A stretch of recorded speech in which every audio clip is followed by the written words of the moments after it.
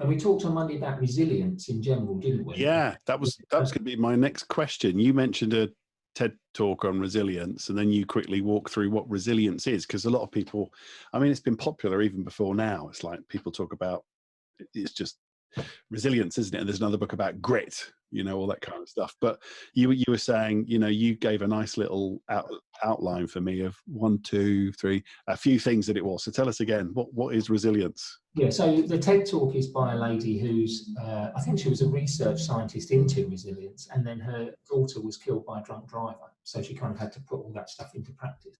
But it's a TED talk, which is called something like 3 Characteristics of Resilient People, if you want to Google it.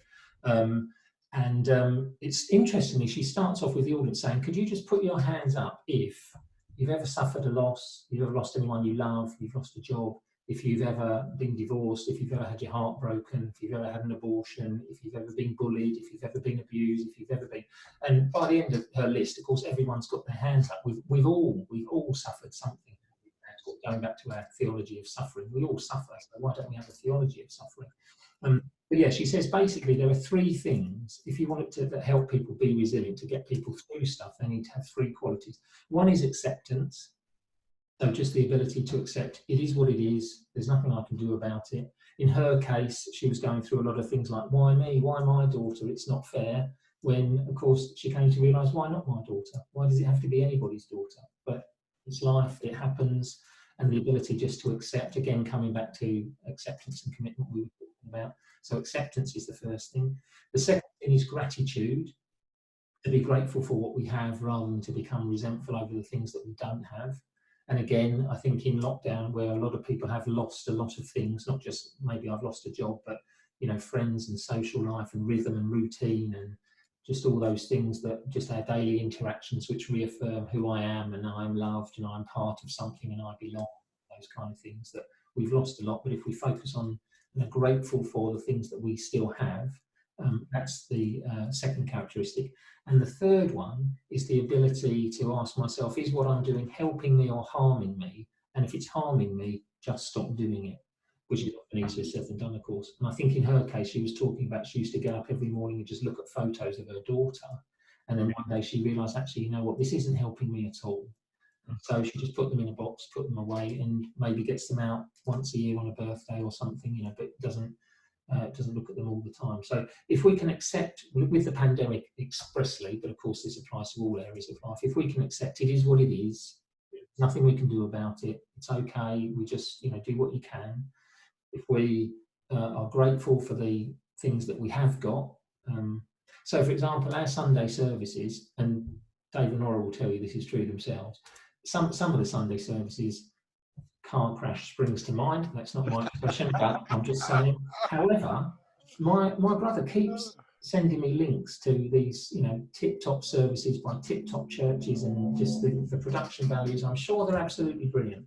But the point is, I want to be with my community. I want to be with my friends. I want to be with the people I love. So I'm Sunday mornings on Zoom, obviously, but I'm still at church because those are the people I love. That's the community I love, and that's where I want to be. And that's how it is. So yeah, so it's how, I can't remember how I got onto that story now, but it is that thing, you know, acceptance, gratitude, and the ability to say, no, if this isn't doing me any good, let's just stop doing it. Let's just stop doing it. Would that be things like switch the news off, stop scrolling through social media? Yeah. Well, I know for myself, the first week or so, I could feel the anxiety, and I realised that actually what's feeding that is constantly being on social media, and particularly in the beginning. I don't know whether it's true now because I've not really been on it, but there were loads of things telling you what it was, how to do it, what the real information was, you need to do this, and there were loads of trolls who were putting out bits and pieces that were totally untrue, but just for the fun of it or whatever. So I just stopped looking at social media. I stopped watching the news, because I think if you're tuning in every hour on the hour to find out how many more people have died, I can't see that's doing you any good. I was on YouTube. I used to looking at the like little snippet stand-up comics, people like that. But more and more the recommended videos were, look how many people are dead. Look what's happening to all these dead people. Look how bad it is. And I was just like, I don't even want to know. I know it's out there, but I don't want to have to be looking at it all the time. So I've come right down on how often I'll get on there. But it is that recognising that for me, that was feeding my anxiety. It wasn't doing me any favours at all. it wasn't changing anything, because just as I knew about it, didn't make it go away any quicker. So yeah, it's just having that ability to recognise in yourself, and that might be even the simple things as the thoughts that are going on inside my head. You know, if I'm sitting just thinking, oh, it's awful, isn't it? It's awful, it's awful. Then sooner or later, you're going to end up pretty low. So it's about, even at a very basic level, can I learn to control what I think about and the things that I do? Yeah, I did the same. You know, decided I'll just grab my news at the end of the day, get in, get out.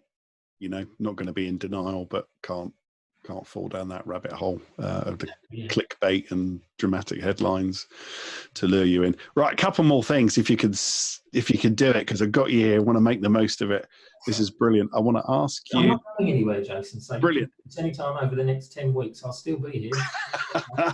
Well, yeah, there might be some follow-ups to this. People ask questions.